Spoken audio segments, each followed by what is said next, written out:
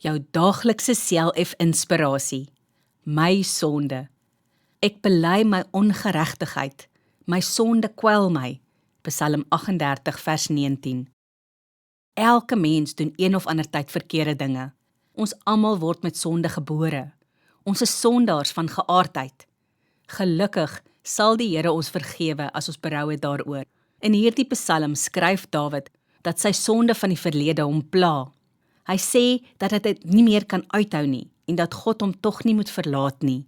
Hy vra dat die Here hom tog gou moet help. As verkeerde dinge uit jou verlede jou kwel, gaan op jou knieë en vra die Here om jou te vergewe. Vertel hom alles.